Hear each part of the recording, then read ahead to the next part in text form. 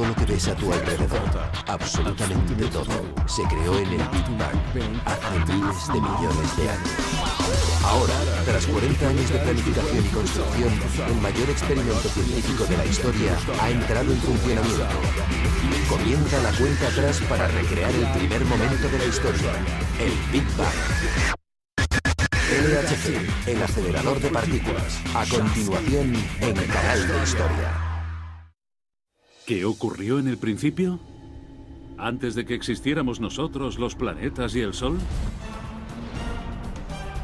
¿Qué ocurrió en ese primer nanosegundo de tiempo? ¿El instante en que empezó el universo? ¿Que permitió que la nada se convirtiera en todo? Imposible saberlo, hasta ahora. A 100 metros debajo de nosotros se lleva a cabo el mayor experimento científico del mundo. Después de décadas de preparativos, un gigantesco acelerador de partículas está a punto de cambiar todo lo que sabemos sobre el universo. Los más grandes científicos del mundo esperan que esta inmensa máquina recree las condiciones de hace 13.700 millones de años, el primer momento después del Big Bang. Están a punto de iniciar una excepcional investigación y ver que pueden descubrir una polémica máquina de 8.000 millones de euros cuando entre en funcionamiento en 2008. ¿Revelará las dimensiones extra del universo? ¿Explicará qué es la materia oscura? ¿Revelará un tipo de supersimetría universal? ¿O explicará por qué existimos mostrándonos la partícula divina? Tal vez. Pero una cosa es segura. Lo que descubramos en el LHC podría ser la física del próximo Big Bang. Es decir, la próxima gran explosión. LHC, el acelerador de partículas. Hola, soy David Kaplan. Soy físico de partículas y durante la próxima hora voy a tratar de explicarles por qué estamos desarrollando el mayor experimento de ciencia de la historia del planeta. Se llama el LHC. Es un túnel de 27 kilómetros de circunferencia y ocupa un espacio subterráneo mayor que un campo de rugby. Dentro cuenta con la tecnología más asombrosa que existe. LHC son las siglas en inglés de Gran Colisionador de Hadrones, que significa que es muy grande y que acelera y hace chocar hadrones, que son partículas. El objeto es ver en profundidad cómo se originó todo. Billones de protones viajarán en direcciones opuestas alrededor del anillo, acelerados a la velocidad de la luz, hasta que los haces converjan y las partículas colisionen en 4 experimentadores distintos. Y desde aquí, en estos 4 puntos, a partir de esas poderosas colisiones de partículas, David y otros físicos obtendrán una imagen clara del principio del universo. Imaginen que esta línea es la historia del universo. En esta dirección está el tiempo y en esta dirección la temperatura. Nosotros. Hola. Al principio tenemos el Big Bang. Vivimos aquí porque antes no podíamos vivir aquí, al principio del universo, porque estaba demasiado caliente. Esta es la época en que se formaron las estrellas. Si voy antes de eso, llego a la época en que se formaron los átomos.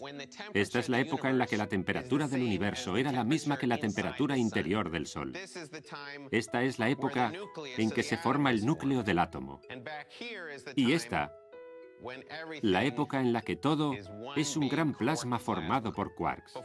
Antes de esto, hacía mucho calor. Las partículas chocaban entre sí muy rápidamente y no tenemos ni idea de qué ocurría.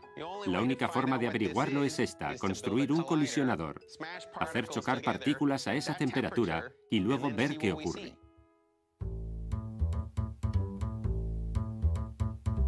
El gran LHC subterráneo está ubicado en Francia y en Suiza.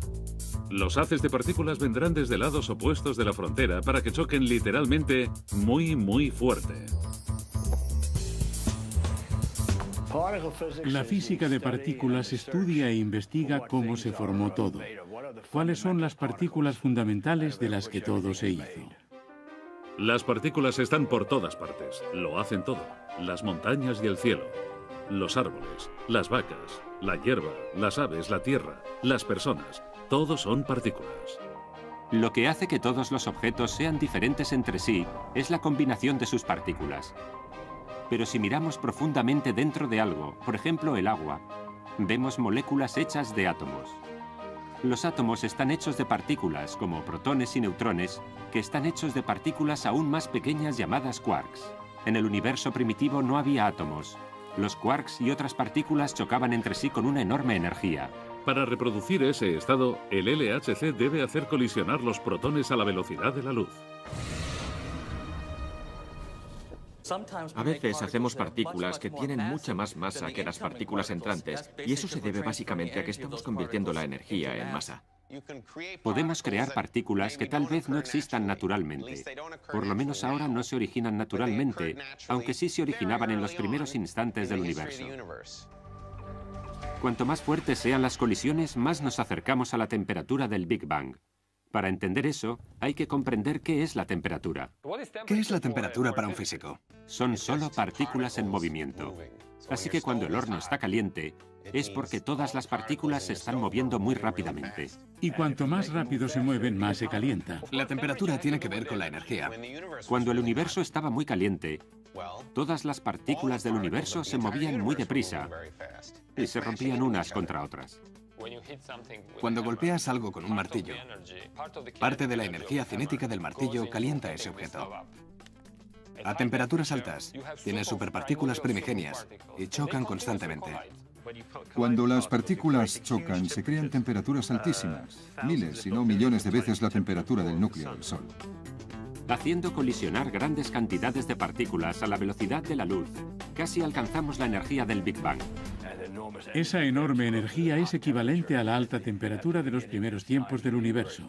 Antes de que las partículas puedan colisionar en el LHC, tienen que correr por una serie de aceleradores más pequeños. Lo primero que hay que hacer es dar impulso a los protones.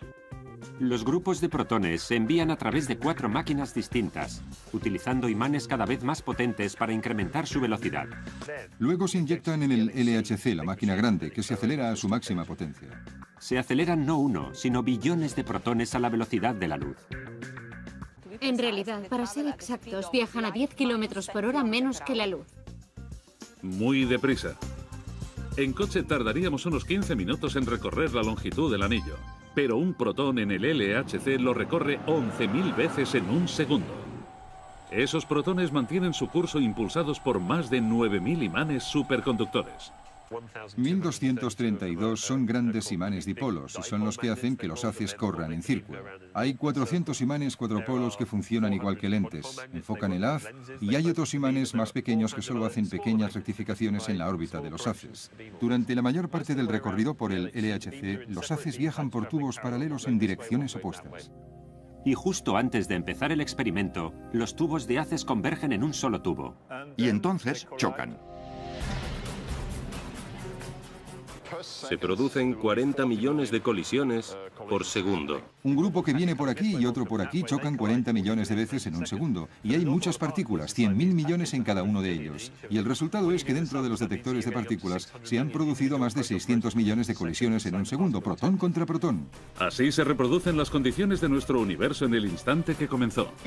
Era necesario construir una máquina tan grande como esta para conseguir la energía suficiente para imitar lo que ocurría cuando el universo tenía una ínfima fracción de un segundo de edad.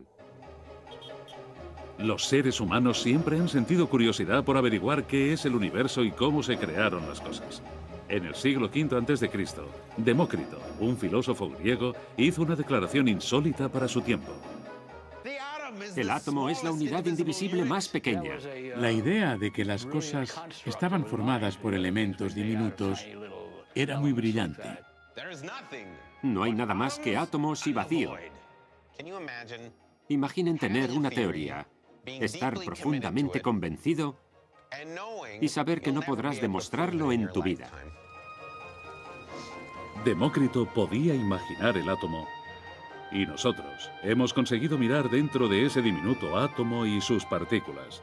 Y así, la ciencia puede desarrollar una clara imagen de nuestro universo cuando solo tenía 3 microsegundos de existencia.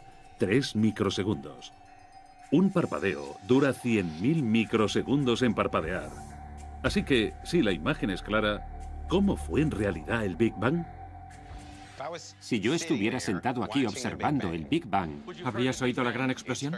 Es muy difícil imaginar a alguien sentado aquí mientras explota el espacio, porque ¿dónde estaría sentada esa persona? El problema es que el Big Bang no es una explosión en el espacio, es la explosión del espacio. Podríamos imaginarlo como un globo. Bueno, digamos que algo así. Las cosas se mueven de un lado a otro dentro de ese globo, que se está calentando mucho, y de repente coges un alfiler y revientas ese globo de helio. Hágase la luz. Todo el espacio está bañado por radiación a alta temperatura. Rebosa de luz. Rápidamente, en cuanto se disipa la explosión, bajan las temperaturas, las partículas empiezan a unirse y a adquirir masa, y empieza a formarse el universo que conocemos. Aun entendiéndolo bien, los científicos usan el LHC para saber qué ocurrió antes. Queremos rebobinar la cinta y ver el primer nanosegundo. 1/10 de una 1000.000.000ª de segundo después de la gran explosión. El primer nanosegundo del tiempo. 3000 veces antes de lo que ya conocemos. ¿Qué extrañas realidades nos revelaría eso? Pueden ocurrir cosas raras a nivel atómico.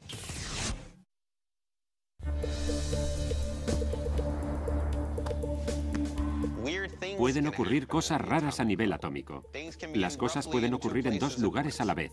Hay una posibilidad de que no ocurra en ningún momento. La mecánica cuántica dice que no hay nada sólido. Dicen que hay una posibilidad de que esta pelota pueda pasar a través de esta silla. No es lo que experimentamos en la vida diaria. Para que algo ocurra hay que hacerlo muchas veces.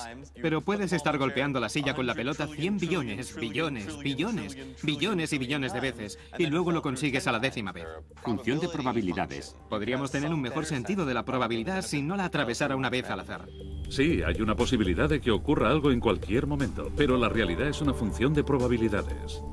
Hay probabilidades para que ocurran cosas muy extrañas en el LHC. Por ejemplo, podrías producir un agujero negro.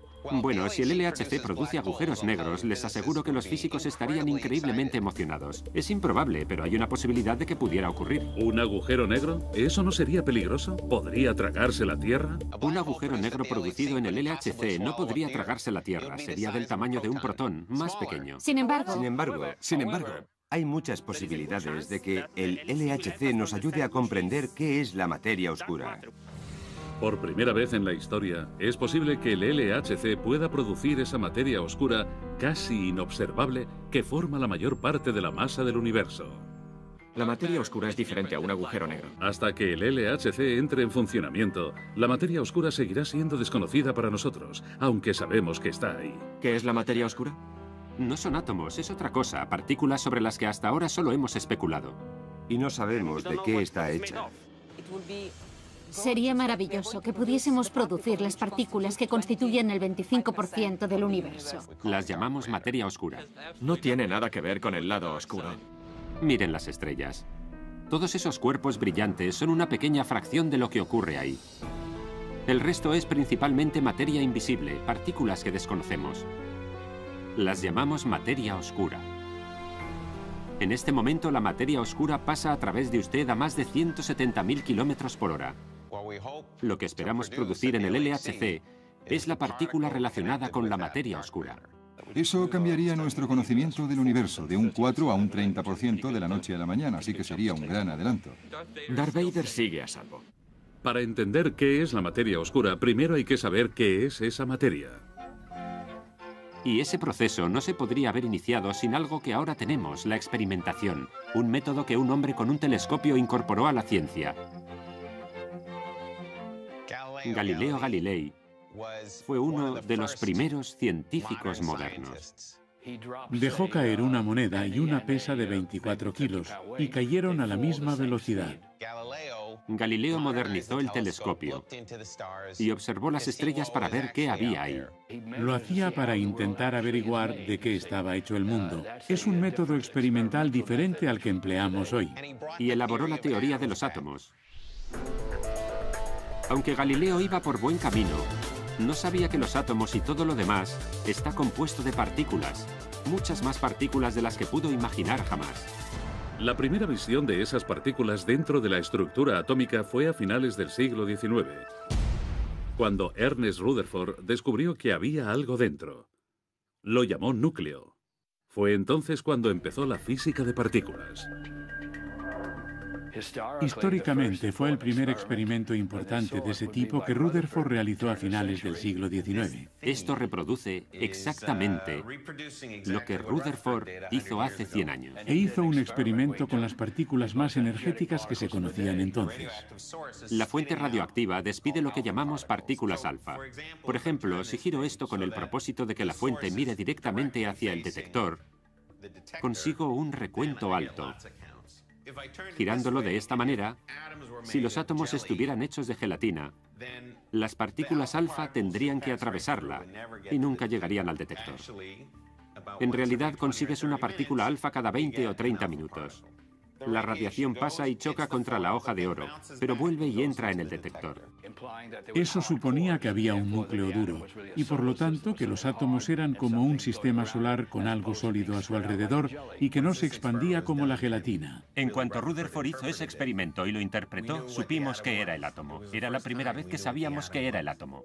Aunque su descubrimiento era importantísimo, Rutherford usó una máquina relativamente sencilla para investigar la estructura atómica. Pero queremos ver qué hay más allá. Por ejemplo, la materia oscura. Sorprendentemente, por fin podemos echar una ojeada a esas cosas invisibles en el LHC. ¿Cómo? Mediante este experimento. Bienvenido al Atlas.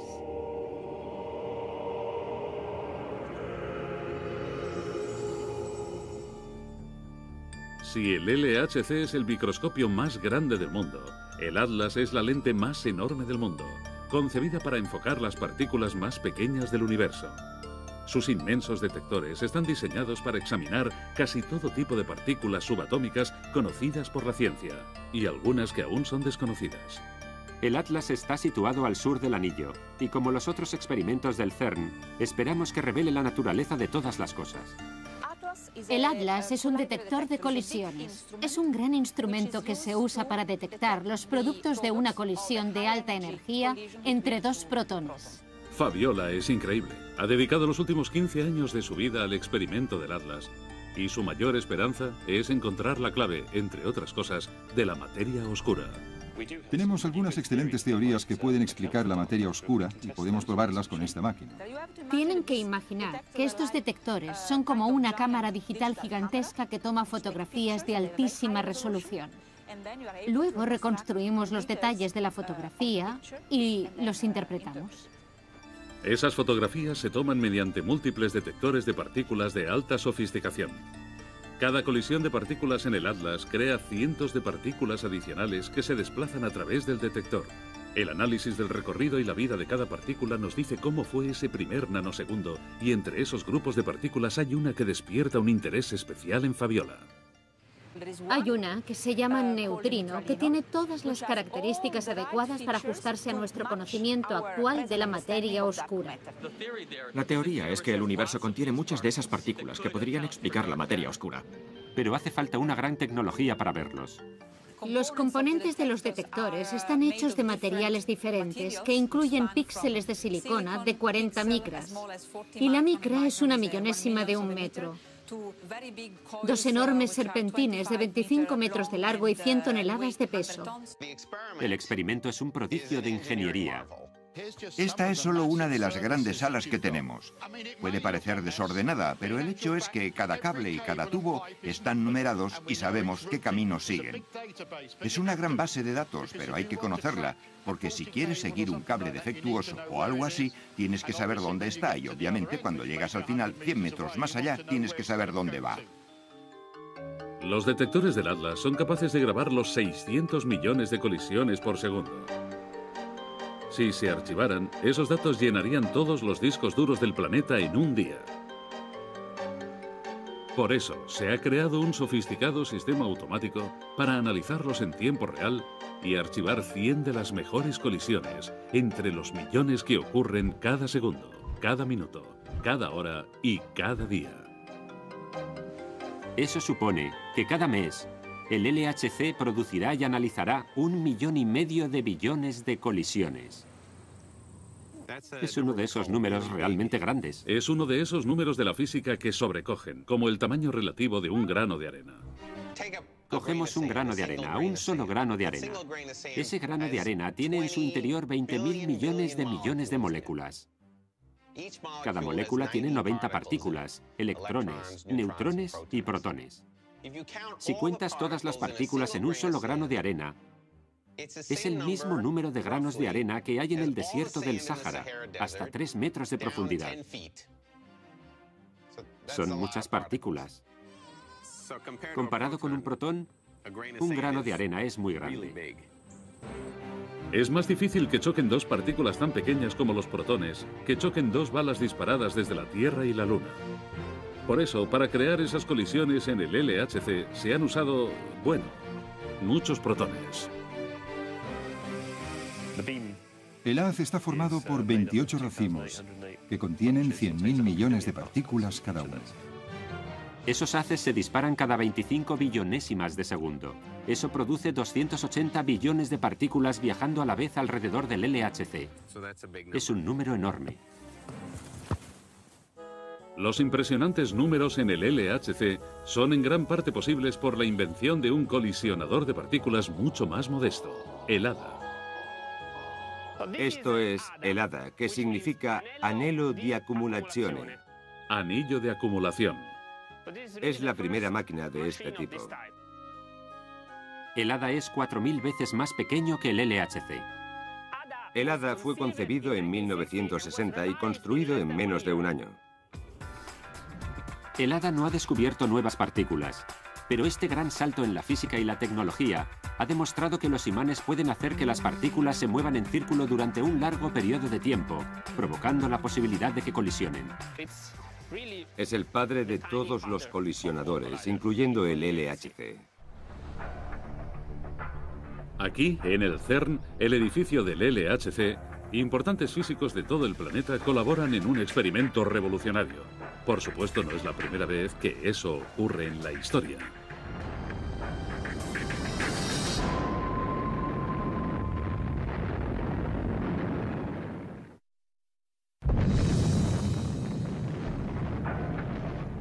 En 1941, el físico Julius Robert Oppenheimer y algunos de los científicos más brillantes del mundo emprendieron un experimento llamado Proyecto Manhattan. Se prohibió a los científicos que hablaran sobre lo que hacían, que no es la forma en que trabaja ahora la ciencia. 4 años después de trabajar a puerta cerrada, habían creado y probado la bomba atómica. Poco después fue creado el CERN para redimir el nombre de la ciencia. 12 países crearon conjuntamente el laboratorio del CERN aquí en Ginebra. El CERN no es el Proyecto Manhattan. Mucha gente entra y dice, supongo que no se pueden hacer fotos, y les decimos que sí, que pueden hacer tantas como deseen, que no hay secretos. Y el LHC no es una bomba. No va a desintegrar a las personas. El CERN es un laboratorio para investigaciones importantes. Se nos prohíbe hacer cualquier otra cosa. Después de 30 años de ciencia de puertas abiertas, el CERN dio un paso enorme. En 1983 empezaron a excavar el túnel para un gigantesco acelerador de partículas. Ese mismo túnel sería el espacio para lo que ahora es el LHC.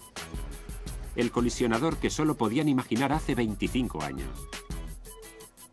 Y ahora, en el LHC empezarán a colisionar partículas a un nivel de energía jamás alcanzado por una máquina, claro. Se cree que reproduciendo el instante posterior al Big Bang, veremos las pruebas de otra sorprendente posibilidad, las dimensiones extra del universo, más allá de lo que podemos ver. Las auténticas dimensiones físicas del espacio. Explica eso, David. ¿Qué son las dimensiones adicionales? Dios mío. Hay esto, esto, y luego hay esto. 3 dimensiones. Las cosas tienen 3 dimensiones. Pensamos en X, Y y Z. En el espacio a 3 dimensiones y además el tiempo. Una dimensión extra sería otra dimensión. Está en un ángulo recto a esas 3, pero es difícil imaginarlo. Aunque es casi imposible visualizar las dimensiones extra, recuerden que un microbio en un trozo de papel nunca podría ver un universo más allá de ese trozo de papel en 2 dimensiones. Por definición tendría que ser muy pequeño porque no lo vemos. En otras palabras, no vivimos en esa quinta, sexta o séptima dimensión. ¿Cómo ves algo pequeño? ¿Qué haces para algo pequeño? A veces tienes que hacer grande algo pequeño para verlo. Apilando varias hojas de papel o solapándolas, consigues las dimensiones extra. La cuestión es cómo y dónde encontraríamos señales de las dimensiones extra. Cuando dos protones chocan, tienen más energía comparándolos con las colisiones que hemos estudiado anteriormente. Sobrepasan el umbral y entran en un régimen donde se pueden visualizar esas dimensiones extra. Albert trabaja al otro lado del anillo del Atlas. Su experimento de detección se llama CMS. Son las siglas en inglés de muón solenoide compacto. Pero no se dejen engañar por el nombre, no es compacto en absoluto. Es un aparato de 50 metros de altura y 24 metros de largo. Muy grande. Bienvenidos al CMS. El corazón del CMS es el único, el mayor y el más potente de los superconductores magnéticos jamás construido. Si se liberara de una vez toda la energía, sería suficiente para fundir 20 toneladas de oro en un instante. Este experimentador que ven, en realidad consta de varios módulos. Lo forman 15 módulos diferentes y fueron construidos en la superficie antes de bajarlos a este agujero. El más grande de estos módulos pesa alrededor de 2000 toneladas y contiene más hierro que la Torre Eiffel. Igual que Fabiola y el Atlas, Albert y el CMS buscan incansablemente con sus detectores señales de materia oscura y otros descubrimientos, incluyendo las dimensiones extra. Tenemos un número especial de detecciones que sabemos que son eventos que vamos a ver o que vamos a buscar. Por ejemplo, si chocaran dos quarks y produjeran un gluón y un gravitón, una partícula que escapara al detector, podríamos haber dado en el blanco. Lo que veríamos es un enorme chorro yendo en una dirección, que repentinamente se detiene por sí solo, con lo que faltaría por ver gran parte del fenómeno.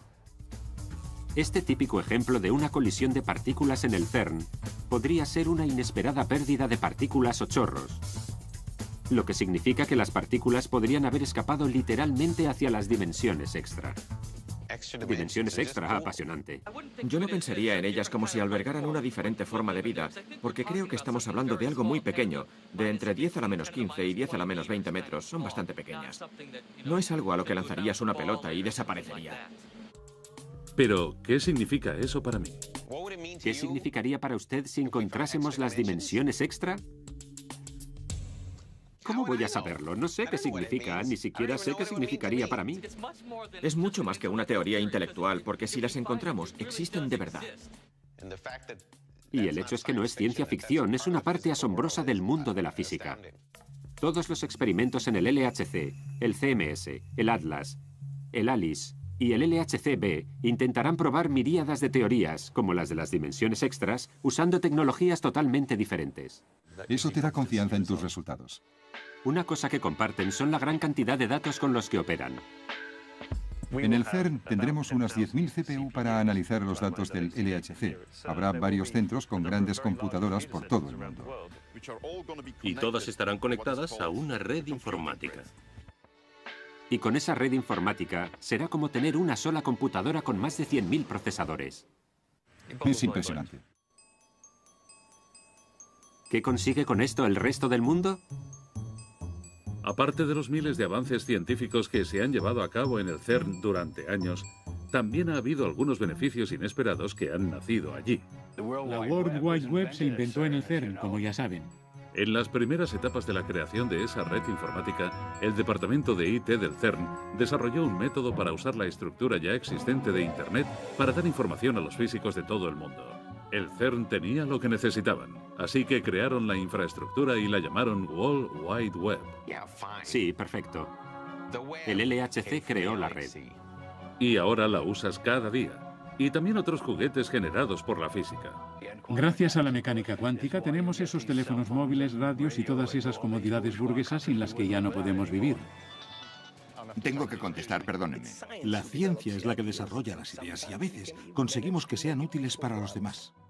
El hecho de que exista la World Wide Web demuestra lo que están intentando hacer y te da un sentido de la fuerza que esas personas ponen en responder a estas preguntas. Y esa fuerza podría habernos llevado al filo de encontrar la partícula divina. ¿Por qué seguimos investigando la colisión de partículas? Por alguna razón, sabemos que falta algo. Algo que hemos sabido ver desde hace mucho. Por eso seguimos con ello. Cuando dos partículas chocan, ¿cómo creas nuevas partículas? Debe de haber una partícula que explica por qué tienen masa, por qué existimos. Algunos la llaman la partícula divina. Se la conoce como el bosón de Higgs, y aunque su existencia se predijo en los años 60, nadie la ha visto todavía. Para comprender por qué tiene que estar ahí, primero hay que entender esto.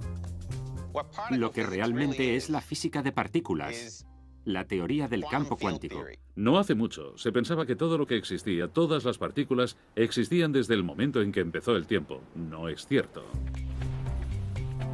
Lo que existen son los campos. Las partículas son creadas y destruidas. Así que las cosas que existen ahora tal vez fueron creadas por partículas del universo primitivo, pero entonces aún no existían. Cojamos, por ejemplo, un electrón. El campo de electrones impregna el universo, y un electrón es una vibración de ese campo. Tienen que imaginarlo como la superficie de un lago. Lanzan un guijarro y se forman olas.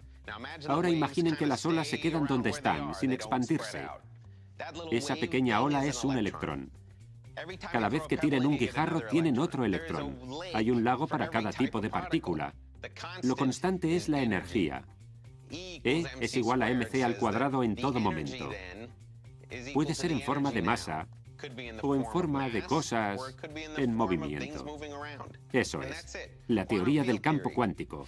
Los campos llenan el espacio y los campos son la existencia de las partículas. Los físicos saben que debe de haber un campo para la masa. Por lo tanto, hoy pensamos que las masas se generan por la presencia de la partícula de Higgs. cuando el universo se enfrió, se condensó el campo de Higgs, dificultando que se moviera por el espacio. Y eso es lo que interpretamos como masa. La búsqueda de la partícula divina es la búsqueda de la partícula de Higgs, una forma de dar masa a las partículas. Cuando las partículas se mueven por el espacio, su interacción con el campo de Higgs es proporcional a su masa. Y uno de los objetivos es encontrar finalmente estas cosas. Encontrar esa partícula respondería a una buena cantidad de preguntas, pero no encontrarla aún tendría más impacto. La mayoría de físicos están fastidiados porque no se ha visto ninguna hasta ahora. Si no hay Higgs, ¿qué genera la masa? Sería un gran misterio. ¿Por qué? Porque es la mejor explicación posible que tenemos para el hecho de que existimos de la manera que somos. Pero, ¿cómo encontrarán la Higgs? Por los rastros de las partículas. Los rastros de la nueva física. Esta es una cámara de niebla, donde a simple vista se ven trazas o marcas de partículas fundamentales. Originalmente desarrollada para examinar nieblas, esta sencilla caja llena de hielo seco y gas nos permite visualizar partículas subatómicas. Asombroso. Cuando las partículas ionizantes atraviesan la cámara de niebla, solo se ionizan átomos, pero no los ves. Pero la niebla dentro de la cámara los condensa en su interior y ya se pueden fotografiar porque son lo suficientemente grandes. Rastros. La prueba tangible de que existen. Hay un electrón. Miren, eso es un fotón. Como en la cámara de niebla, identificar la partícula de Higgs implicará la observación de los rastros dejados por otras partículas en el LHC, o tal vez en algún otro lugar. Esto es el Tevatron. También está en las afueras de Ginebra, pero en Ginebra, Illinois. Con un tamaño 4 veces menor que el LHC, es el colisionador más grande y más poderoso en funcionamiento. Estamos en el túnel del Tevatron, un anillo de 7 kilómetros de largo, y al final está el acelerador en el Fermilab. El Tevatron era imprescindible para el desarrollo de los imanes superconductores que más tarde se convertirían en la espina dorsal del LHC. El Tevatron es como una máquina del tiempo, porque puede producir partículas del principio del universo. Los físicos han estado buscando aquí la partícula de Higgs durante 25 años. Y algunos dicen que pueden encontrarla antes que el LHC se ponga en marcha. ¿Encontrarán la interesante partícula de Higgs antes de que el LHC esté a punto? Tienen una mínima probabilidad. Pero en cuanto se conecte el LHC, la atención de todos los físicos, incluyendo los del Tevatron, estará en el LHC. Esta sala es el centro de operaciones remotas y aquí es donde podemos monitorizar lo que está ocurriendo al otro lado del globo terráqueo, en el CERN. Un centro de operaciones remotas al otro lado del mundo para buscar la partícula divina. Sir Isaac Newton estaría contento. Isaac Newton, sin duda, ha sido el físico más grande que ha existido. Imaginen una época anterior a la ciencia moderna y un tipo que pronosticaba cosas de la naturaleza. A la gente corriente le parecería magia. Fue el nacimiento de lo que llamamos ciencia. Proponía algo y no solo predecía el resultado cualitativamente, sino también cuantitativamente. En relación con nuestro detector, las leyes de Newton tienen un efecto enorme. Bien, tenemos que construir un detector estructuralmente seguro y que resista la gravedad. La forma de pensar newtoniana. El mundo planteaba una pregunta: ¿por qué funciona esto? No sé, y no voy a suponer que lo sé. Voy a intentar responder a la pregunta y hacer pruebas para ver si mi respuesta es correcta. Esa es la forma de descubrir cómo es el mundo en el que vivimos hoy. Es un mundo newtoniano, pero también es el mundo de la mecánica cuántica. De hecho, es un mundo de mecánica cuántica y ha sido así desde el primer nanosegundo de la historia. La mecánica cuántica describe las leyes que controlan la física de partículas subatómicas, cómo actúan. A nivel cuántico, las leyes de Newton se debilitan. Por nuestra experiencia, los objetos obedecen leyes físicas muy estrictas de movimiento y velocidad. Pero en el ámbito cuántico, no se puede decir que una partícula está en un lugar determinado hasta que se observa. Lo mejor que podemos hacer es asignarle la probabilidad de estar en cualquier punto en un momento en particular. Por lo tanto, cada partícula tiene una oportunidad de estar en cualquier sitio y en cualquier momento, o en todas partes al mismo tiempo. Muy complicado, incluso para las personas más inteligentes del planeta. A decir verdad, un científico abandonó la mecánica cuántica después de contribuir a su estudio. Tal vez han oído hablar de él. ¿Quieren que le hable de mis teorías?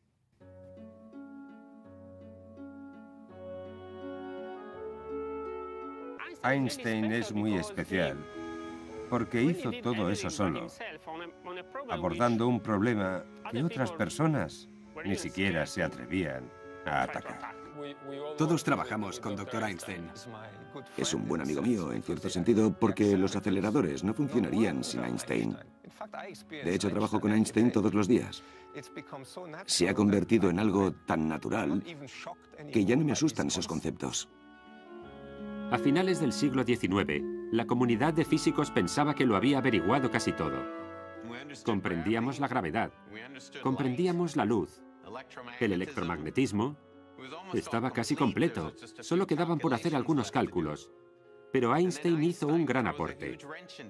Nos da la relatividad. Dice que las cosas se mueven a través del tiempo de manera diferente a cómo se mueven en relación a unas con otras. Y por supuesto nos dio la ecuación más famosa de todos los tiempos, que sienta la asombrosa realidad de que la energía y la masa son diferentes formas de la misma cosa.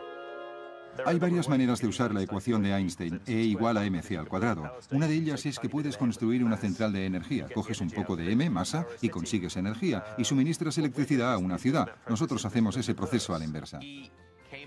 Desarrolló las más sorprendentes teorías físicas en 300 años. Fue el impulsor de la mecánica cuántica y además las adolescentes se morían por él. No entiendo por qué, pero para ellas era más grande que Elvis y también era un hombre muy guapo.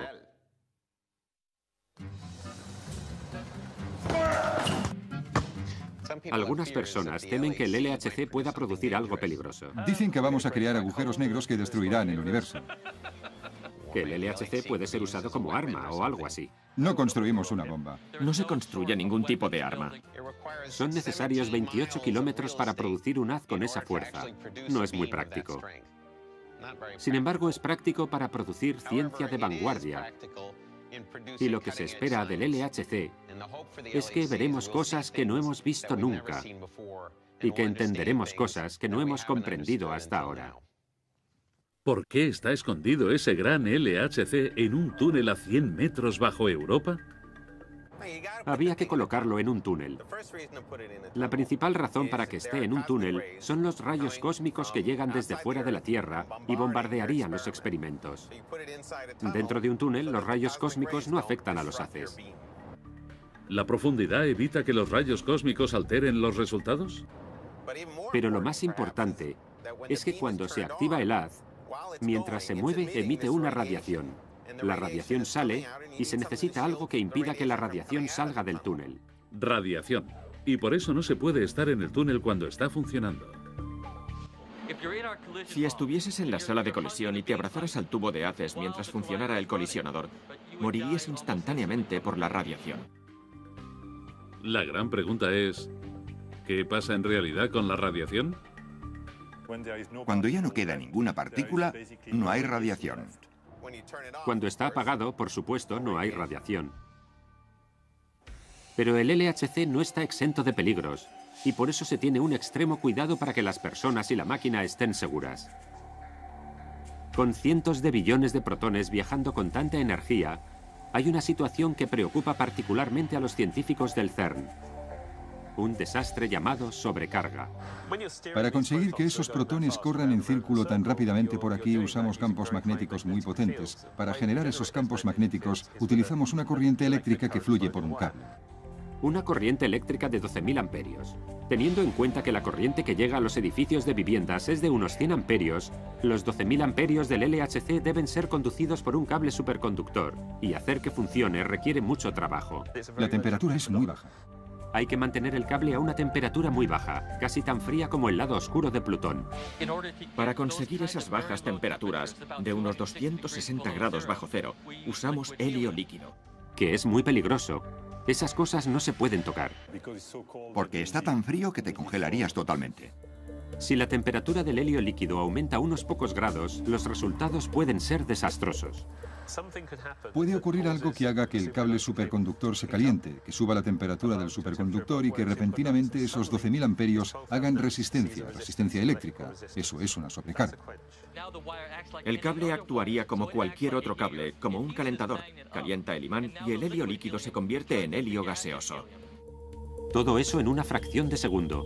Hay que expulsar ese gas mortal de ahí. Hay que sacar el gas, porque si no el imán explotaría. Lo que por supuesto quieres evitar. Se necesitan sistemas muy sofisticados para detectar las sobrecargas antes de que se produzcan, y cuando se prevé, se corta la corriente enseguida para evitar las resistencias. Porque si el imán explota repentinamente, el haz con la fuerza de un portaaviones chocando con una playa a 60 km por hora estaría circulando fuera de control. Cuando oyes decir a los chicos de LHC, Dios mío, una sobrecarga, sabes que tienen un buen problema, por lo que una sobrecarga puede ocasionar. El haz puede perder el rumbo, entrar en el imán y abrir un agujero de un lado. Si se perdiera un haz, abriría un agujero en la pared de 100 metros de profundidad. Te preguntas, ¿si me alcanzara un haz me evaporaría? No te evaporarías, solo te morirías, y creo que relativamente deprisa. Esa es otra razón por la que no hay nadie en el túnel durante la operación. Pero el costoso equipo corre un peligro real. Es algo con lo que tendremos que contar, pero lo que puedo asegurar es que cada imán de ese túnel ha sido probado y aislado totalmente de la superficie. Todo este trabajo, toda esta tecnología y todos estos riesgos para averiguar algo que podría explicarlo todo sobre la supersimetría. Los fundamentos de la supersimetría dicen que debe de haber una simetría entre las partículas y las fuerzas. ¿Qué diablos es la supersimetría? Supersimetría es una idea. La supersimetría es una teoría en donde cada partícula tiene su propia superpartícula. Por cada partícula conocida, como el electrón, hay alguna otra partícula que es la pareja de esa partícula. La superpartícula. Pero es más pesada, con más masa. Si nos esforzamos, deberíamos encontrar una copia de este mundo, donde hay una fuerza que mueve las partículas, todo tipo de partículas, y hay partículas para cada fuerza. Es una simetría entre la materia y la fuerza. Los físicos suelen comparar la supersimetría con un espejo. Tienes un espejo y a un lado del espejo está el auténtico universo, y al otro lado del espejo están las superpartículas simétricas. Todos quienes creen en la supersimetría piensan que cuando llegamos a energías lo suficientemente altas, el espejo se rompe y que se ven las partículas y sus superpartículas al mismo tiempo. El LHC puede encontrar la supersimetría y ese tipo de cosas, las dimensiones extra, la materia oscura o la partícula divina. Todas esas teorías están ahí para intentar explicar qué puede estar ocurriendo a esa temperatura fundamental, a esa energía fundamental que parece ser una parte subyacente de la física de las partículas. Pero también podrían encontrar otra cosa. El LHC podría encontrar algo en lo que ni siquiera pensamos. Que podría ser el descubrimiento más grande de todos. Y todo eso lleva a la pregunta definitiva. Sabemos lo que estamos buscando, cómo funciona, dónde está, qué forma tiene, pero todavía tenemos que entender por qué. ¿Por qué? ¿Por qué? ¿Por qué? ¿Por qué? ¿Por qué? ¿Por qué recorrer tales distancias solo para presenciar la producción momentánea de esas partículas históricas? Porque tengo que hacerlo. En la naturaleza se producen una infinidad de fenómenos y en nuestras manos está descubrirlos. Quiero encontrar la verdad. Estoy aquí para eso.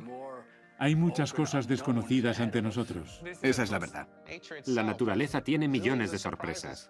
Estamos a punto de abrir una nueva puerta. Es cierto. Por eso nos gusta la ciencia. Hay algo detrás de lo que está ocurriendo. Y quiero saber qué es. El LHC es una puerta. Y cuando la abramos, encontraremos algunas respuestas.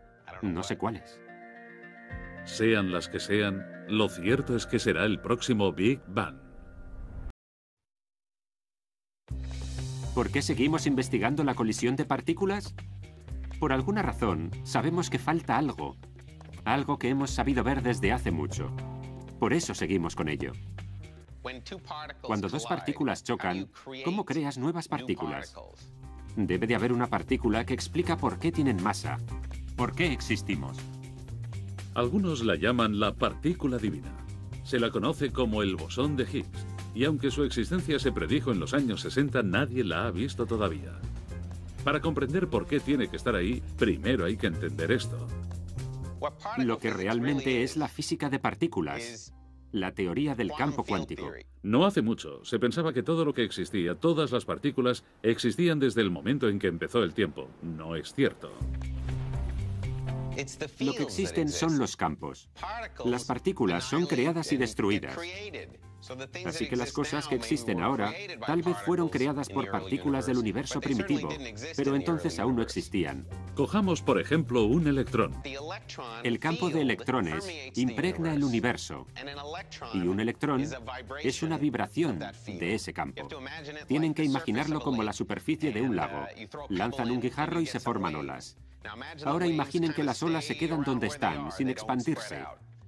Esa pequeña ola es un electrón.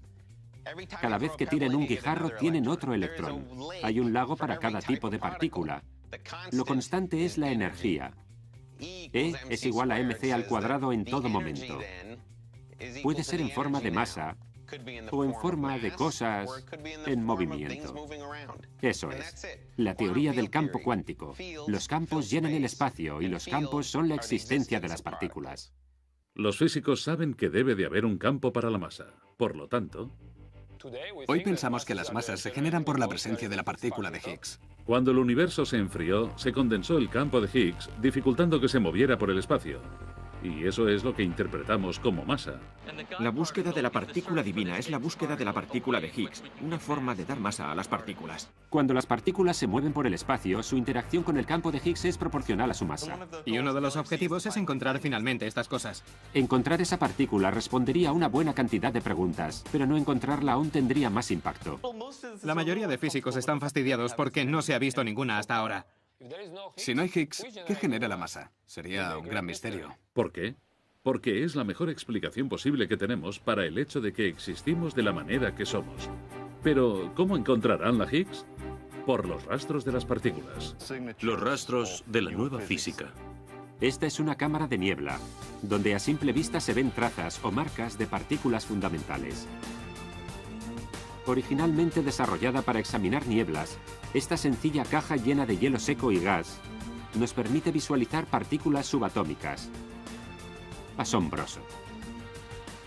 Cuando las partículas ionizantes atraviesan la cámara de niebla, solo se ionizan átomos, pero no los ves. Pero la niebla dentro de la cámara los condensa en su interior y ya se pueden fotografiar porque son lo suficientemente grandes. Rastros. La prueba tangible de que existen. Hay un electrón. Miren, eso es un fotón. Como en la cámara de niebla, identificar la partícula de Higgs implicará la observación de los rastros dejados por otras partículas en el LHC, o tal vez en algún otro lugar. Esto es el Tevatron. También está en las afueras de Ginebra, pero en Ginebra, Illinois. Con un tamaño 4 veces menor que el LHC, es el colisionador más grande y más poderoso en funcionamiento. Estamos en el túnel del Tevatron, un anillo de 7 kilómetros de largo, y al final está el acelerador en el Fermilab.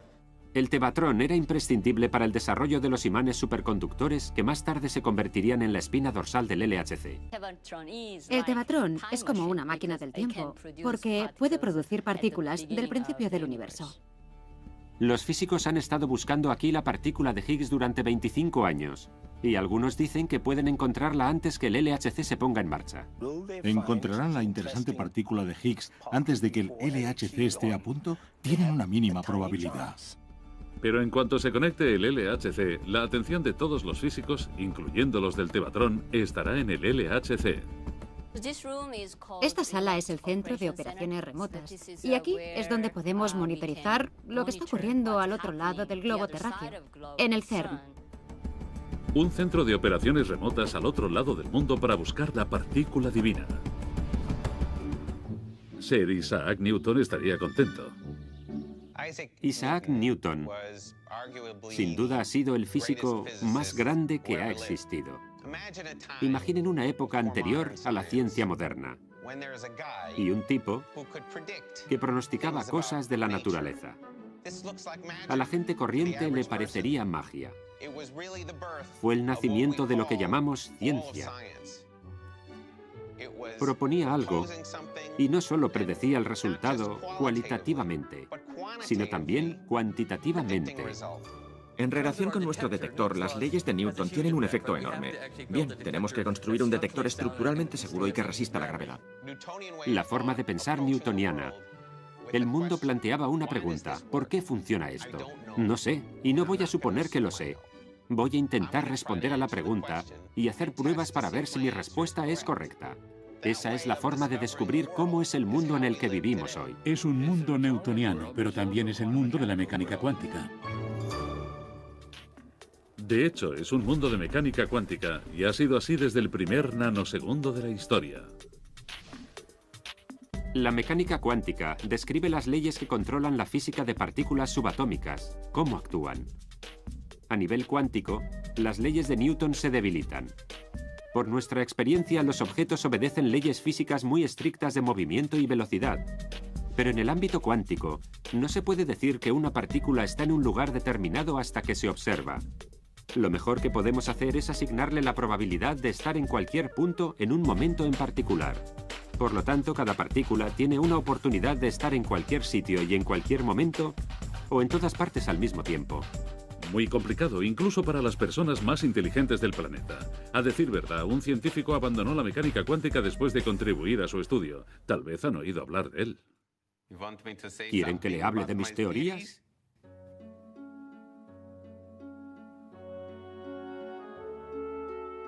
Einstein es muy especial porque hizo todo eso solo, abordando un problema que otras personas ni siquiera se atrevían a atacar. Todos trabajamos con Dr. Einstein. Es un buen amigo mío, en cierto sentido.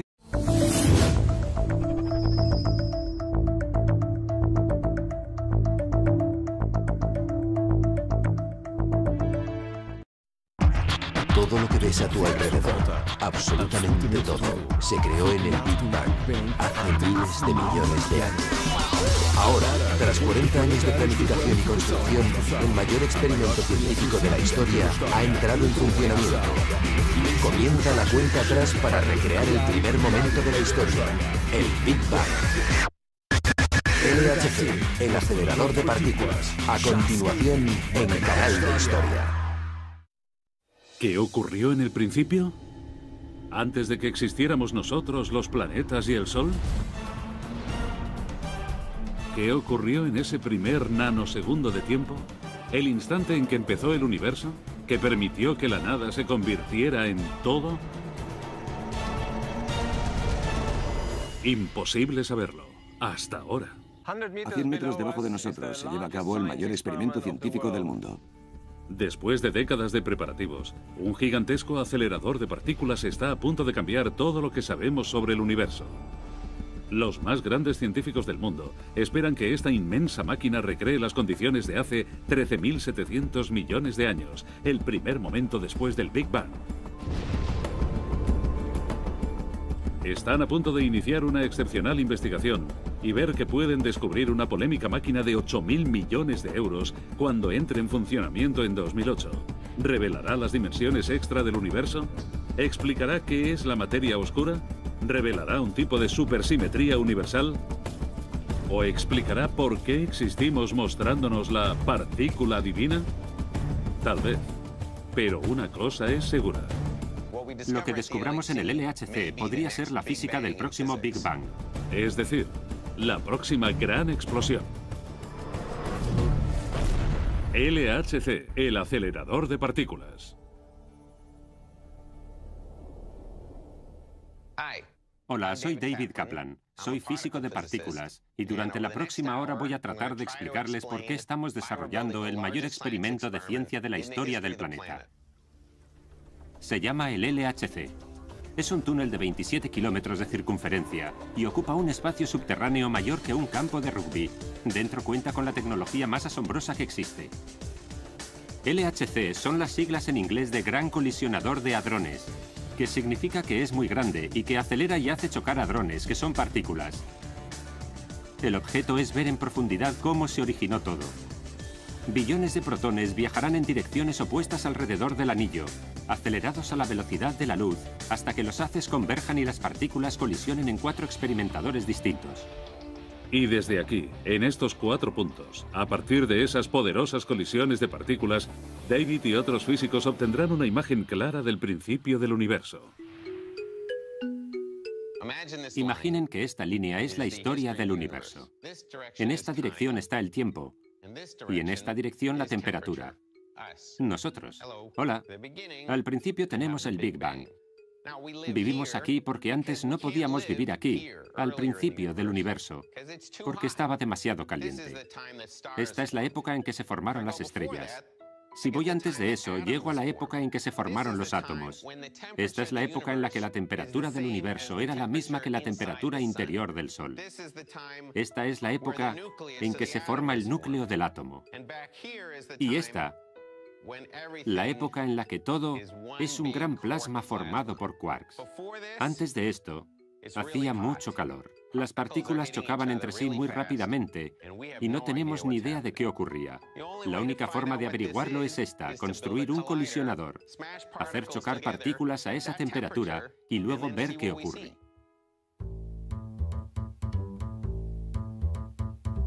El gran LHC subterráneo está ubicado en Francia y en Suiza. Los haces de partículas vendrán desde lados opuestos de la frontera para que choquen literalmente muy fuerte. La física de partículas estudia e investiga cómo se formó todo. ¿Cuáles son las partículas fundamentales de las que todo se hizo? Las partículas están por todas partes. Lo hacen todo. Las montañas y el cielo. Los árboles, las vacas, la hierba, las aves, la tierra, las personas. Todos son partículas. Lo que hace que todos los objetos sean diferentes entre sí es la combinación de sus partículas. Pero si miramos profundamente dentro de algo, por ejemplo el agua, vemos moléculas hechas de átomos.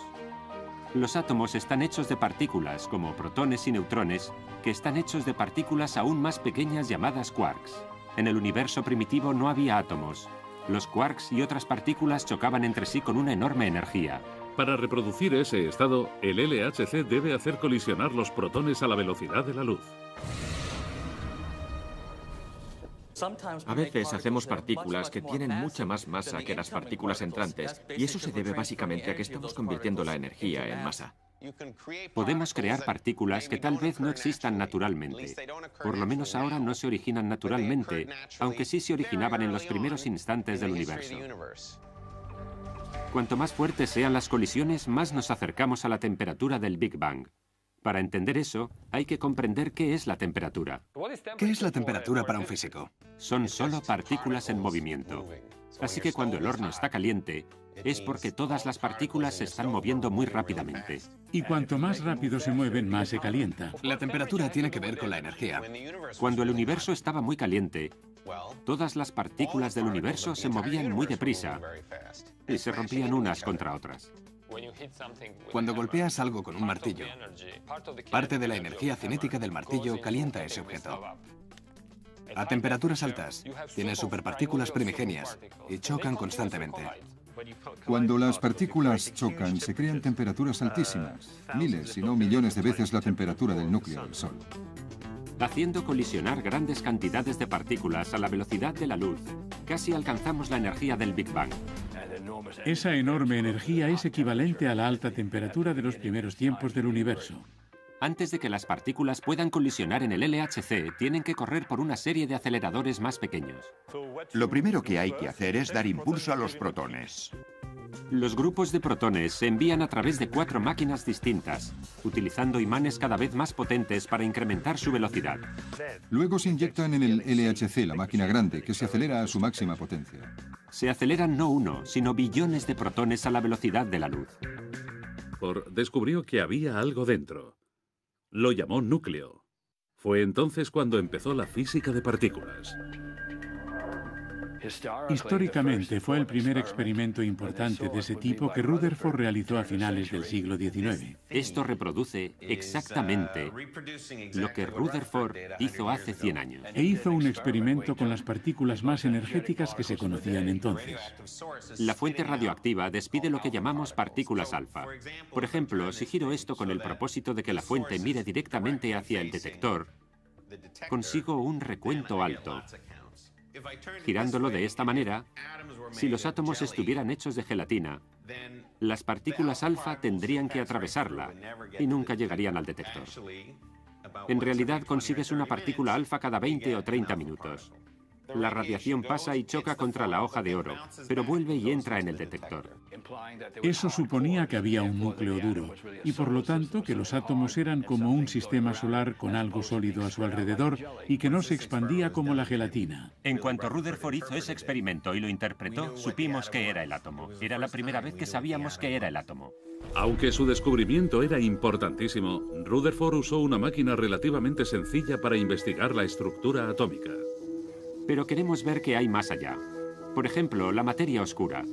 Sorprendentemente, por fin podemos echar una ojeada a esas cosas invisibles en el LHC. ¿Cómo? Mediante este experimento.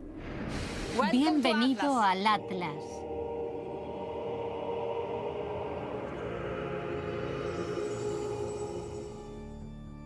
Si el LHC es el microscopio más grande del mundo, el Atlas es la lente más enorme del mundo, concebida para enfocar las partículas más pequeñas del universo. Sus inmensos detectores están diseñados para examinar casi todo tipo de partículas subatómicas conocidas por la ciencia, y algunas que aún son desconocidas. El Atlas está situado al sur del anillo, y como los otros experimentos del CERN, esperamos que revele la naturaleza de todas las cosas. El Atlas es un detector de colisiones. Es un gran instrumento que se usa para detectar los productos de una colisión de alta energía entre dos protones. Fabiola es increíble. Ha dedicado los últimos 15 años de su vida al experimento del Atlas. Y su mayor esperanza es encontrar la clave, entre otras cosas, de la materia oscura. Tenemos algunas excelentes teorías que pueden explicar la materia oscura y podemos probarlas con esta máquina. Tienen que imaginar que estos detectores son como una cámara digital gigantesca que toma fotografías de altísima resolución. Luego reconstruimos los detalles de la fotografía y los interpretamos. Esas fotografías se toman mediante múltiples detectores de partículas de alta sofisticación. Cada colisión de partículas en el Atlas crea cientos de partículas adicionales que se desplazan a través del detector. El análisis del recorrido y la vida de cada partícula nos dice cómo fue ese primer nanosegundo, y entre esos grupos de partículas hay una que despierta un interés especial en Fabiola. Hay una que se llama neutrino, que tiene todas las características adecuadas para ajustarse a nuestro conocimiento actual de la materia oscura. La teoría es que el universo contiene muchas de esas partículas que podrían explicar la materia oscura. Pero hace falta una gran tecnología para verlos. Los componentes de los detectores están hechos de materiales diferentes que incluyen píxeles de silicona de 40 micras. Y la micra es una millonésima de un metro. Dos enormes serpentines de 25 metros de largo y 100 toneladas de peso. El experimento es un prodigio de ingeniería. Esta es solo una de las grandes salas que tenemos. Puede parecer desordenada, pero el hecho es que cada cable y cada tubo están numerados y sabemos qué caminos siguen. Es una gran base de datos, pero hay que conocerla, porque si quieres seguir un cable defectuoso o algo así, tienes que saber dónde está y obviamente cuando llegas al final, 100 metros más allá, tienes que saber dónde va. Los detectores del Atlas son capaces de grabar los 600 millones de colisiones por segundo. Si se archivaran, esos datos llenarían todos los discos duros del planeta en un día. Por eso, se ha creado un sofisticado sistema automático para analizarlos en tiempo real y archivar 100 de las mejores colisiones entre los millones que ocurren cada segundo, cada minuto, cada hora y cada día. Eso supone que cada mes el LHC producirá y analizará 1,5 millones de billones de colisiones. Es uno de esos números realmente grandes. Es uno de esos números de la física que sobrecogen, como el tamaño relativo de un grano de arena. Cogemos un grano de arena, un solo grano de arena. Ese grano de arena tiene en su interior 20.000 millones de moléculas. Cada molécula tiene 90 partículas, electrones, neutrones y protones. Si cuentas todas las partículas en un solo grano de arena, es el mismo número de granos de arena que hay en el desierto del Sáhara, hasta 3 metros de profundidad. Son muchas partículas. Comparado con un protón, un grano de arena es muy grande. Es más difícil que choquen dos partículas tan pequeñas como los protones que choquen dos balas disparadas desde la Tierra y la Luna. Por eso, para crear esas colisiones en el LHC se han usado, bueno, muchos protones. El haz está formado por 28 racimos, que contienen 100.000 millones de partículas cada uno. Esos haces se disparan cada 25 billonésimas de segundo. Eso produce 280 billones de partículas viajando a la vez alrededor del LHC. Es un número enorme. Los impresionantes números en el LHC son en gran parte posibles por la invención de un colisionador de partículas mucho más modesto, el ADA. Esto es el ADA, que significa Anello di Accumulazione. Anillo de acumulación. Es la primera máquina de este tipo. El ADA es 4.000 veces más pequeño que el LHC.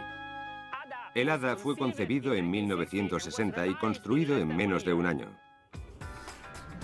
El ADA no ha descubierto nuevas partículas, pero este gran salto en la física y la tecnología ha demostrado que los imanes pueden hacer que las partículas se muevan en círculo durante un largo periodo de tiempo, provocando la posibilidad de que colisionen.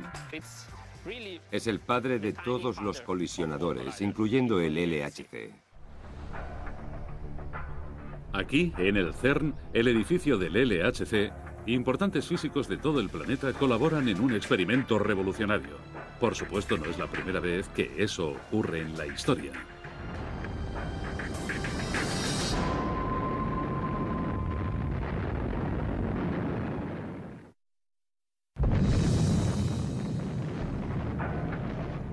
En 1941, el físico Julius Robert Oppenheimer y algunos de los científicos más brillantes del mundo emprendieron un experimento llamado Proyecto Manhattan. Se prohibió a los científicos que hablaran sobre lo que hacían, que no es la forma en que trabaja ahora la ciencia.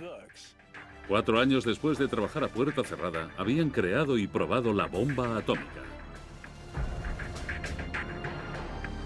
Poco después fue creado el CERN para redimir el nombre de la ciencia. 12 países crearon conjuntamente el laboratorio del CERN aquí en Ginebra.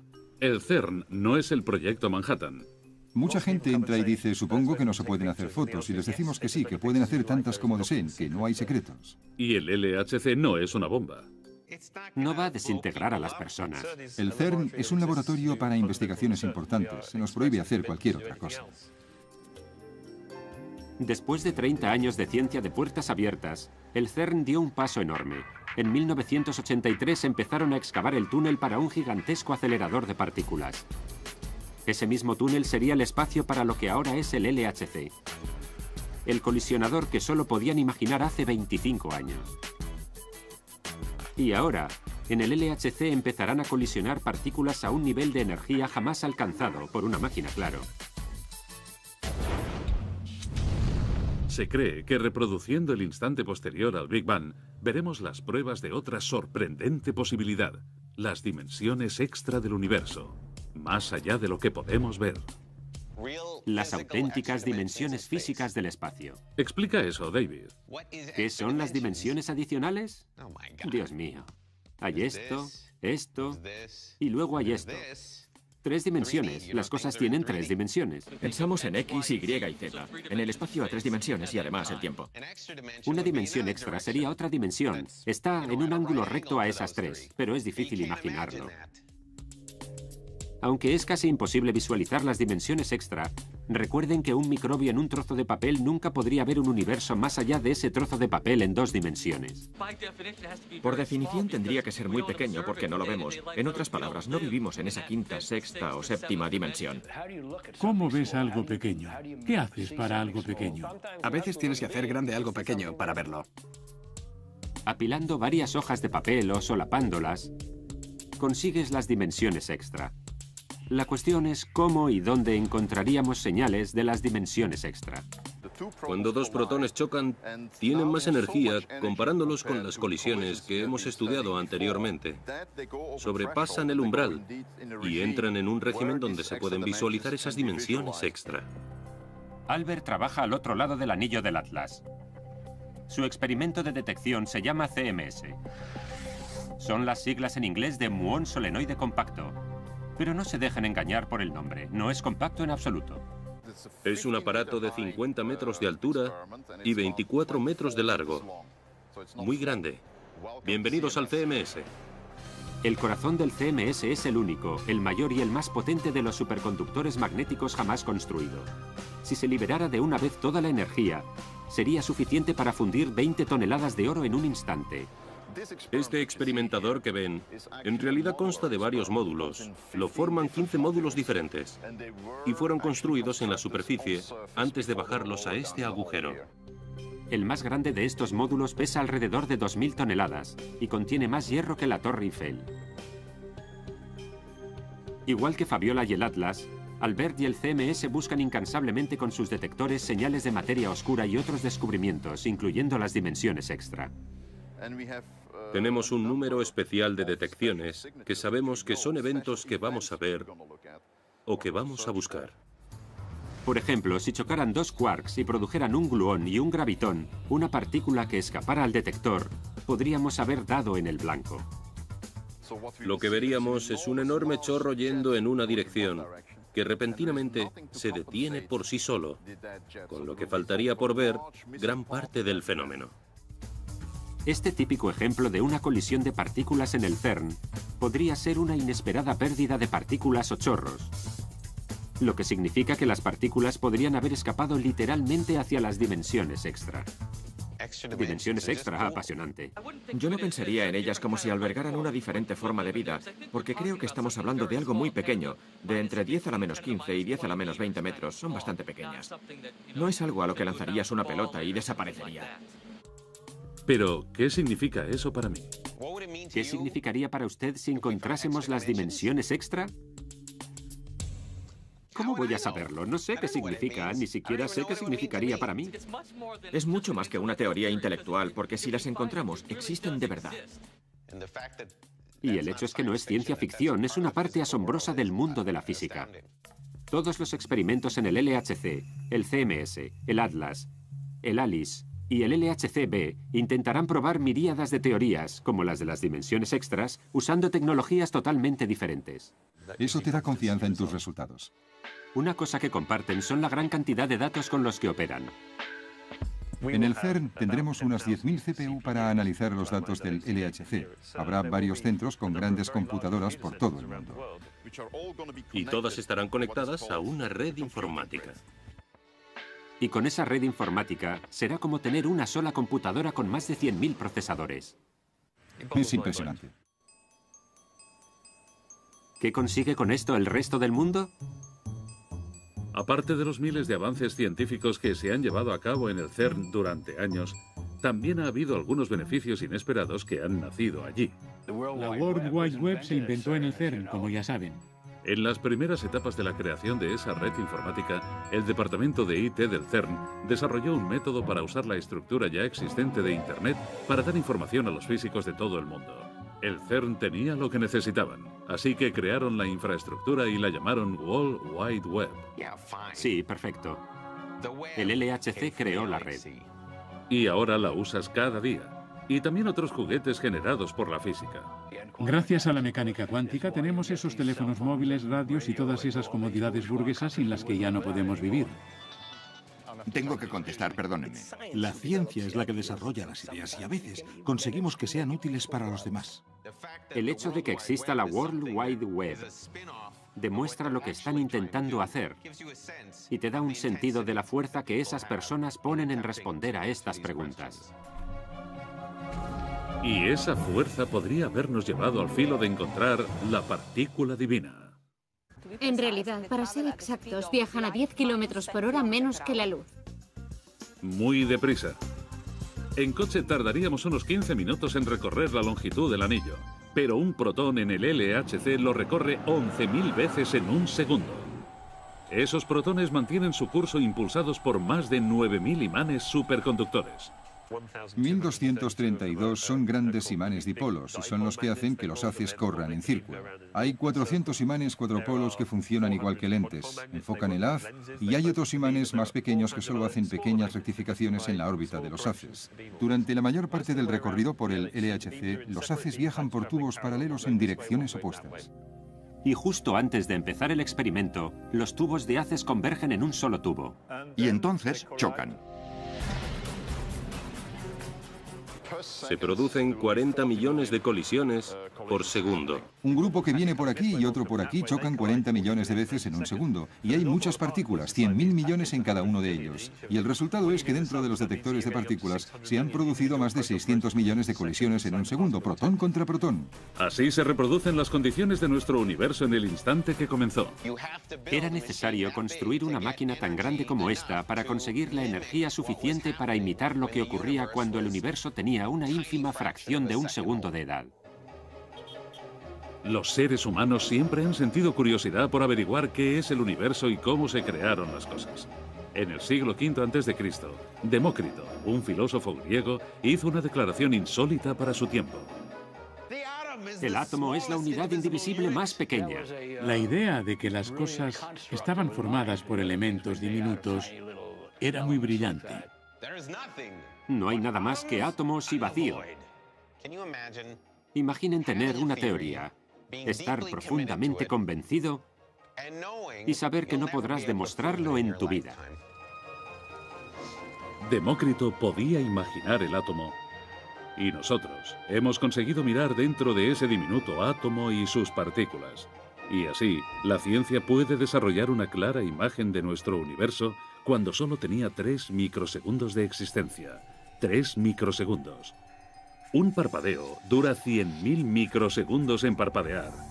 Así que, si la imagen es clara, ¿cómo fue en realidad el Big Bang? Si yo estuviera sentado aquí observando el Big Bang, ¿habrías oído la gran explosión? Es muy difícil imaginar a alguien sentado aquí mientras explota el espacio, porque ¿dónde estaría sentada esa persona? El problema es que el Big Bang no es una explosión en el espacio, es la explosión del espacio. Podríamos imaginarlo como un globo. Bueno, digamos que algo así. Las cosas se mueven de un lado a otro dentro de ese globo, que se está calentando mucho, y de repente coges un alfiler y revientas ese globo de helio. Hágase la luz. Todo el espacio está bañado por radiación a alta temperatura. Rebosa de luz. Rápidamente, en cuanto se disipa la explosión, bajan las temperaturas, las partículas empiezan a unirse y a adquirir masa, y empieza a formarse el universo que conocemos. Aun entendiéndolo bien, los científicos usan el LHC para saber qué ocurrió antes. Queremos rebobinar la cinta y ver el primer nanosegundo. 1/10 de una 1000.000.000ª de segundo después de la gran explosión. El primer nanosegundo del tiempo. 3000 veces antes de lo que ya conocemos. ¿Qué extrañas realidades nos revelaría eso? Pueden ocurrir cosas raras a nivel atómico.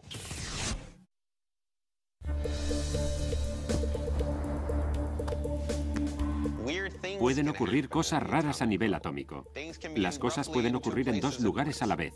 Hay una posibilidad de que no ocurra en ningún momento. La mecánica cuántica dice que no hay nada sólido. Dicen que hay una posibilidad de que esta pelota pueda pasar a través de esta silla. No es lo que experimentamos en la vida diaria. Para que algo ocurra hay que hacerlo muchas veces. Pero puedes estar golpeando la silla con la pelota 100 billones, billones, billones, billones y billones de veces y luego lo consigues a la 10ª vez. Función de probabilidades. Podríamos tener un mejor sentido de la probabilidad si no la atravesara una vez al azar. Sí, hay una posibilidad de que ocurra algo en cualquier momento, pero la realidad es una función de probabilidades. Hay probabilidades para que ocurran cosas muy extrañas en el LHC. Por ejemplo, podrías producir un agujero negro. Bueno, si el LHC produce agujeros negros, les aseguro que los físicos estarían increíblemente emocionados. Es improbable, pero hay una posibilidad de que pudiera ocurrir. ¿Un agujero negro? ¿Eso no sería peligroso? ¿Podría tragarse la Tierra? Un agujero negro producido en el LHC no podría tragarse la Tierra. Sería del tamaño de un protón, más pequeño. Sin embargo, hay muchas posibilidades de que el LHC nos ayude a comprender qué es la materia oscura. Por primera vez en la historia, es posible que el LHC pueda producir esa materia oscura casi inobservable que forma la mayor parte de la masa del universo. La materia oscura es diferente a un agujero negro. Hasta que el LHC entre en funcionamiento, la materia oscura seguirá siendo desconocida para nosotros, aunque sabemos que está ahí. ¿Qué es la materia oscura? No son átomos, es otra cosa, partículas sobre las que hasta ahora solo hemos especulado. Y no sabemos de qué está hecha. sería maravilloso que pudiésemos producir las partículas que constituyen el 25% del universo. Las llamamos materia oscura. No tiene nada que ver con el lado oscuro. Miren las estrellas. Todos esos cuerpos brillantes son una pequeña fracción de lo que ocurre ahí. El resto es principalmente materia invisible, partículas que desconocemos. Las llamamos materia oscura. En este momento, la materia oscura pasa a través de usted a más de 170.000 kilómetros por hora. Lo que esperamos producir en el LHC es la partícula relacionada con la materia oscura. Eso cambiaría nuestro conocimiento del universo de un 4 a un 30% de la noche a la mañana, así que sería un gran adelanto. Darth Vader sigue a salvo. Para entender qué es la materia oscura, primero hay que saber qué es esa materia. Y ese proceso no se podría haber iniciado sin algo que ahora tenemos, la experimentación, un método que un hombre con un telescopio incorporó a la ciencia. Galileo Galilei fue uno de los primeros científicos modernos. Dejó caer una moneda y una pesa de 24 kilos y cayeron a la misma velocidad. Galileo modernizó el telescopio y observó las estrellas para ver qué había ahí. Lo hacía para intentar averiguar de qué estaba hecho el mundo. Es un método experimental diferente al que empleamos hoy. Y elaboró la teoría de los átomos. Aunque Galileo iba por buen camino, no sabía que los átomos y todo lo demás está compuesto de partículas, muchas más partículas de las que pudo imaginar jamás. La primera visión de esas partículas dentro de la estructura atómica fue a finales del siglo XIX, cuando Ernest Rutherford el universo y cómo se crearon las cosas. En el siglo V a.C., Demócrito, un filósofo griego, hizo una declaración insólita para su tiempo. El átomo es la unidad indivisible más pequeña. La idea de que las cosas estaban formadas por elementos diminutos era muy brillante. No hay nada más que átomos y vacío. Imaginen tener una teoría, estar profundamente convencido y saber que no podrás demostrarlo en tu vida. Demócrito podía imaginar el átomo. Y nosotros hemos conseguido mirar dentro de ese diminuto átomo y sus partículas. Y así, la ciencia puede desarrollar una clara imagen de nuestro universo cuando solo tenía 3 microsegundos de existencia. 3 microsegundos. Un parpadeo dura 100.000 microsegundos en parpadear. Así que, si la imagen es clara, ¿cómo fue en realidad el Big Bang? Si yo estuviera sentado aquí observando el Big Bang, ¿habrías oído la gran explosión? Es muy difícil imaginar a alguien sentado aquí mientras explota el espacio, porque ¿dónde estaría sentada esa persona? El problema es que el Big Bang no es una explosión en el espacio, es la explosión del espacio. Podríamos imaginarlo como un globo. Bueno, digamos que algo así. Las cosas se mueven de un lado a otro dentro de ese globo, que se está calentando mucho, y de repente coges un alfiler y revientas ese globo de helio. Hágase la luz. Todo el espacio está bañado por radiación a alta temperatura. Rebosa de luz. Rápidamente, en cuanto se disipa la explosión, bajan las temperaturas, las partículas empiezan a unirse y a adquirir masa, y empieza a formarse el universo que conocemos. Aun entendiéndolo bien, los científicos usan el LHC para saber qué ocurrió antes. Queremos rebobinar la cinta y ver el primer nanosegundo. Una décima de una milmillonésima de segundo después de la gran explosión. El primer nanosegundo del tiempo. 3000 veces antes de lo que ya conocemos. ¿Qué extrañas realidades nos revelaría eso? Pueden ocurrir cosas raras a nivel atómico.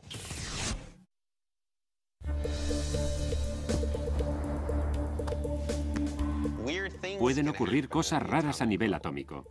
Las cosas pueden ocurrir en dos lugares a la vez. Hay una posibilidad de que no ocurra en ningún momento. La mecánica cuántica dice que no hay nada sólido. Dicen que hay una posibilidad de que esta pelota pueda pasar a través de esta silla. No es lo que experimentamos en la vida diaria. Para que algo ocurra hay que hacerlo muchas veces. Pero puedes estar golpeando la silla con la pelota 100 billones, billones, billones, billones y billones de veces, y luego lo consigues a la 10ª vez. Función de probabilidades. Podríamos tener un mejor sentido de la probabilidad si no la atravesara una vez al azar. Sí, hay una posibilidad de que... Hasta que los haces converjan y las partículas colisionen en 4 experimentadores distintos. Y desde aquí, en estos 4 puntos, a partir de esas poderosas colisiones de partículas, David y otros físicos obtendrán una imagen clara del principio del universo. Imaginen que esta línea es la historia del universo. En esta dirección está el tiempo y en esta dirección la temperatura. Nosotros. Hola. Al principio tenemos el Big Bang. Vivimos aquí porque antes no podíamos vivir aquí, al principio del universo, porque estaba demasiado caliente. Esta es la época en que se formaron las estrellas. Si voy antes de eso, llego a la época en que se formaron los átomos. Esta es la época en la que la temperatura del universo era la misma que la temperatura interior del Sol. Esta es la época en que se forma el núcleo del átomo. Y esta, la época en la que todo es un gran plasma formado por quarks. Antes de esto, hacía mucho calor. Las partículas chocaban entre sí muy rápidamente y no tenemos ni idea de qué ocurría. La única forma de averiguarlo es esta: construir un colisionador, hacer chocar partículas a esa temperatura y luego ver qué ocurre.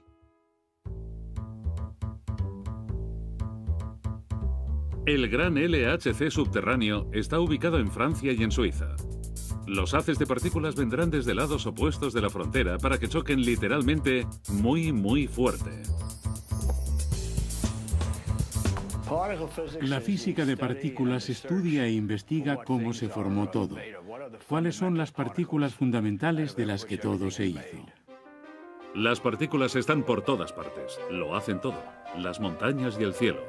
Los árboles, las vacas, la hierba, las aves, la tierra, las personas. Todos son partículas. Lo que hace que todos los objetos sean diferentes entre sí es la combinación de sus partículas. Pero si miramos profundamente dentro de algo, por ejemplo el agua, vemos moléculas hechas de átomos. Los átomos están hechos de partículas, como protones y neutrones, que están hechos de partículas aún más pequeñas llamadas quarks. En el universo primitivo no había átomos. Los quarks y otras partículas chocaban entre sí con una enorme energía. Para reproducir ese estado, el LHC debe hacer colisionar los protones a la velocidad de la luz. A veces hacemos partículas que tienen mucha más masa que las partículas entrantes, y eso se debe básicamente a que estamos convirtiendo la energía en masa. Podemos crear partículas que tal vez no existan naturalmente. Por lo menos ahora no se originan naturalmente, aunque sí se originaban en los primeros instantes del universo. Cuanto más fuertes sean las colisiones, más nos acercamos a la temperatura del Big Bang. Para entender eso, hay que comprender qué es la temperatura. ¿Qué es la temperatura para un físico? Son solo partículas en movimiento. Así que cuando el horno está caliente, es porque todas las partículas se están moviendo muy rápidamente. Y cuanto más rápido se mueven, más se calienta. La temperatura tiene que ver con la energía. Cuando el universo estaba muy caliente, todas las partículas del universo se movían muy deprisa y se rompían unas contra otras. Cuando golpeas algo con un martillo, parte de la energía cinética del martillo calienta ese objeto. A temperaturas altas, tienen superpartículas primigenias y chocan constantemente. Cuando las partículas chocan, se crean temperaturas altísimas, miles, si no millones de veces la temperatura del núcleo del Sol. Haciendo colisionar grandes cantidades de partículas a la velocidad de la luz, casi alcanzamos la energía del Big Bang. Esa enorme energía es equivalente a la alta temperatura de los primeros tiempos del universo. Antes de que las partículas puedan colisionar en el LHC, tienen que correr por una serie de aceleradores más pequeños. Lo primero que hay que hacer es dar impulso a los protones. Los grupos de protones se envían a través de 4 máquinas distintas, utilizando imanes cada vez más potentes para incrementar su velocidad. Luego se inyectan en el LHC, la máquina grande, que se acelera a su máxima potencia. Se aceleran no 1, sino billones de protones a la velocidad de la luz. En realidad, para ser exactos, viajan a 10 kilómetros por hora menos que la luz. Muy deprisa. En coche tardaríamos unos 15 minutos en recorrer la longitud del anillo, pero un protón en el LHC lo recorre 11.000 veces en un segundo. Esos protones mantienen su curso impulsados por más de 9.000 imanes superconductores. 1232 son grandes imanes dipolos y son los que hacen que los haces corran en círculo. Hay 400 imanes cuadropolos que funcionan igual que lentes, enfocan el haz, y hay otros imanes más pequeños que solo hacen pequeñas rectificaciones en la órbita de los haces. Durante la mayor parte del recorrido por el LHC, los haces viajan por tubos paralelos en direcciones opuestas. Y justo antes de empezar el experimento, los tubos de haces convergen en un solo tubo. Y entonces chocan. Se producen 40 millones de colisiones por segundo. Un grupo que viene por aquí y otro por aquí chocan 40 millones de veces en un segundo. Y hay muchas partículas, 100.000 millones en cada uno de ellos. Y el resultado es que dentro de los detectores de partículas se han producido más de 600 millones de colisiones en un segundo, protón contra protón. Así se reproducen las condiciones de nuestro universo en el instante que comenzó. Era necesario construir una máquina tan grande como esta para conseguir la energía suficiente para imitar lo que ocurría cuando el universo tenía una ínfima fracción de un segundo de edad. Los seres humanos siempre han sentido curiosidad por averiguar qué es.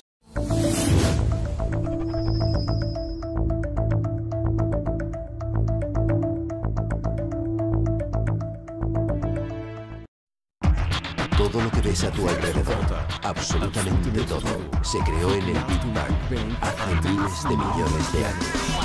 Ahora, tras 40 años de planificación y construcción, el mayor experimento científico de la historia ha entrado en funcionamiento.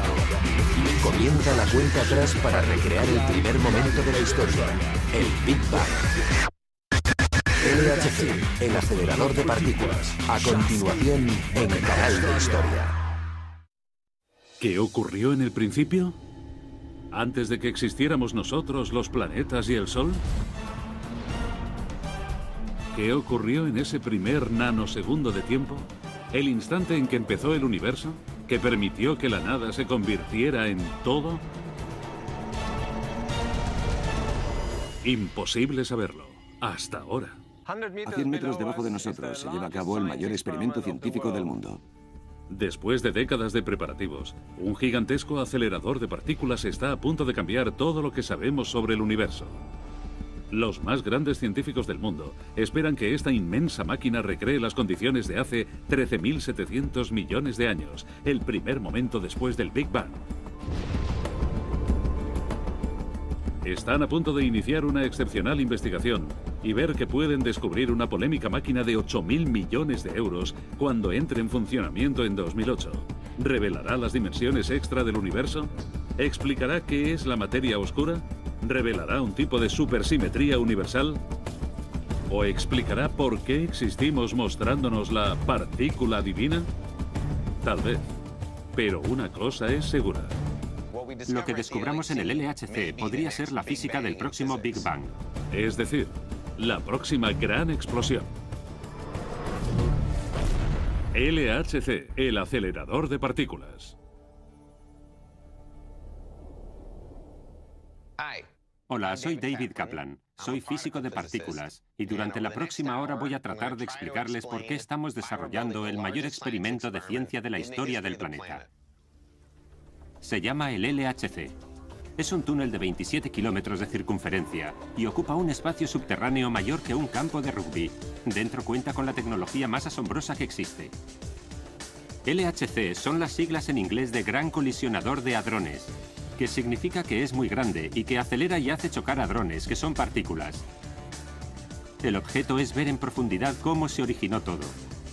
Billones de protones viajarán en direcciones opuestas alrededor del anillo, acelerados a la velocidad de la luz. Ocurra algo en cualquier momento, pero la realidad es una función de probabilidades.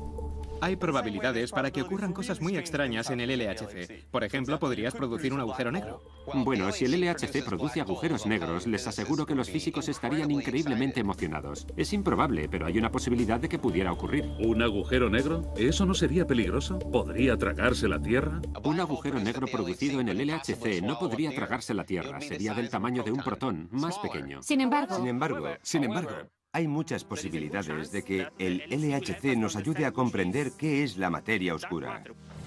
Por primera vez en la historia, es posible que el LHC pueda producir esa materia oscura casi inobservable que forma la mayor parte de la masa del universo.